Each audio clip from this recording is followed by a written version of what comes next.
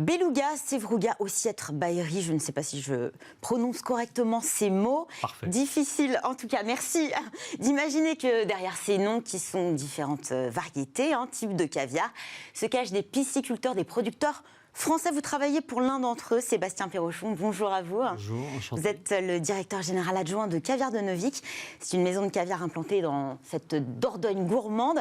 Caviar de Neuvic, producteur qui maîtrise l'intégralité des process d'élevage d'esturgeons et l'élaboration également du caviar. On va partir de la base. Le caviar, c'est quoi exactement ? Le caviar, c'est très simple. C'est des œufs d'esturgeon et du sel qu'on fait maturer dans des grosses boîtes de maturation. Et avec le temps et le sel, le goût va se développer et donner des saveurs extraordinaires.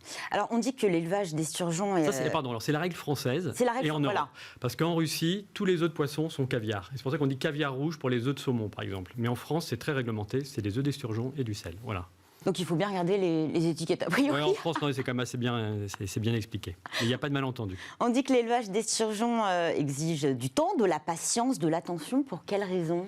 Parce que pour avoir les œufs, il faut élever les poissons au minimum entre 6 et 12 ans, voire 20-25 ans pour le beluga. Vous voyez, le baïri, c'est 6 à 10 ans, l'ossiette, c'est plutôt 10-12 ans, et le beluga, qui explique son prix aussi, c'est 3 fois plus cher, mais c'est 3 fois plus long à élever, c'est plutôt 20-25 ans. Ça demande du temps, donc c'est un investissement vraiment sur le long terme. Ça demande beaucoup de temps, parce que si on résume un peu le process, au départ, on fait naître nos alevins, on les élève pendant 2-3 ans sans connaître le sexe, ce qui est très rare, mais dans le caviar, les mâles, ça ne sert à rien. Donc oui.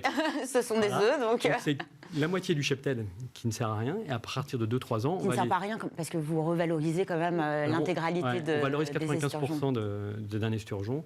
Donc avec les mâles, on fait de la chair, on vend à la restauration, mais on ne fait pas de caviar avec. Et donc les femelles, après, quand on connaît le sexe, on va les bichonner jusqu'à la fin, avec une nourriture bio, des espaces assez importants, les surveiller régulièrement pour essayer de faire le plus beau caviar possible.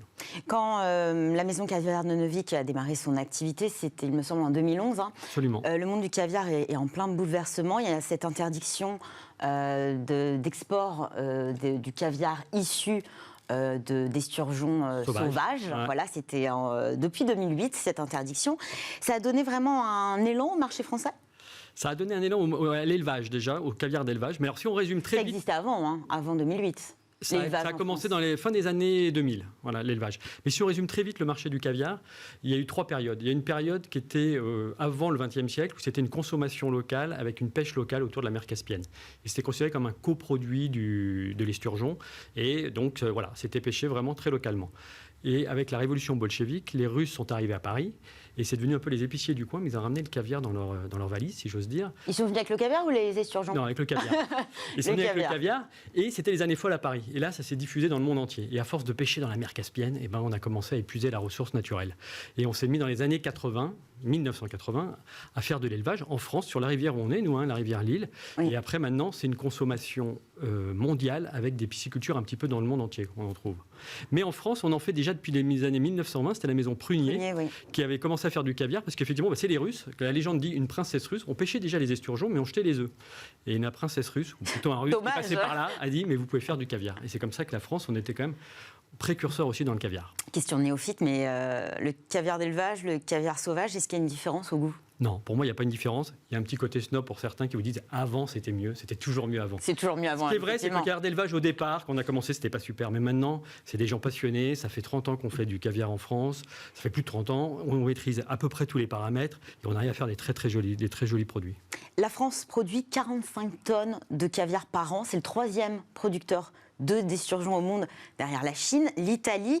On connaît assez peu, j'ai l'impression que quand on pense caviar, on pense Iran, Russie, assez peu la France. Comment on peut expliquer cette méconnaissance de cette filière française ? Parce qu'au départ, c'est ce que je vous disais, c'était autour de la mer Caspienne. Et puis ces gens, les Russes et les Iraniens, ils ont plutôt tué des poissons, mais ils n'ont pas élevé.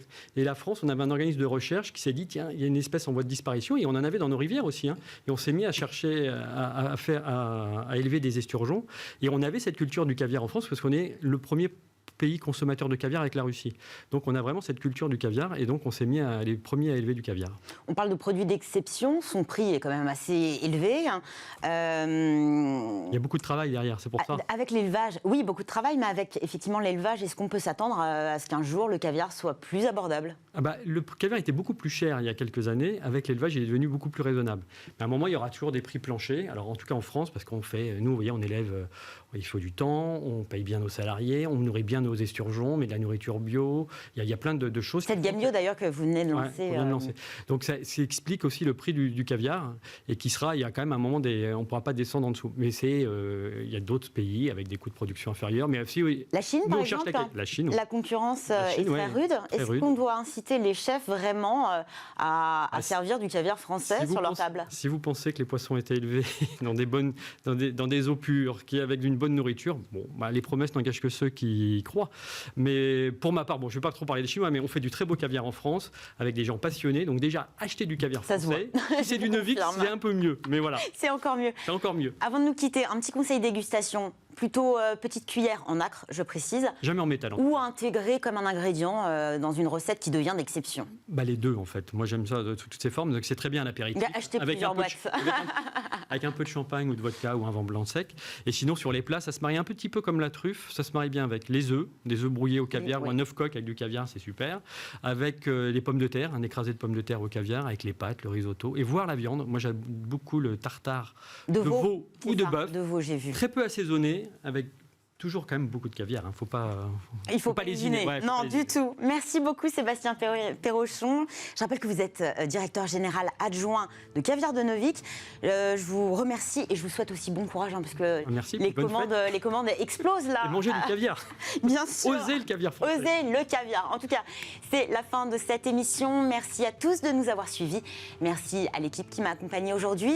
J'aurai le plaisir de vous retrouver en 2022 pour une nouvelle formule de Smart Food, un rendez-vous qui sera désormais quotidien pour ne pas rater une miette de l'actualité food, des tendances, des innovations, des personnalités qui font l'alimentation d'aujourd'hui et de demain.